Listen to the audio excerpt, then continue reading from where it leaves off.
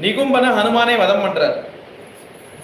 இப்ப மகராட்சன் அப்படிங்கிற பெரிய ஒரு யோத்தா வரான். இந்திரஜித் மறுபடியும் வந்துட்டான், ராமலட்சுமணால யுத்தம் பண்றான்.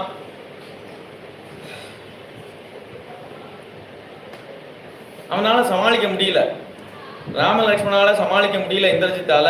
உடனே என்ன பண்றான், மாயா சீதையை கொண்டு வரான். சீதையே இல்ல, அது ஒரு மாயா சீதையை கொண்டு வரான். ஹனுமான் தான் அங்க இருக்கார் சாட்சியா.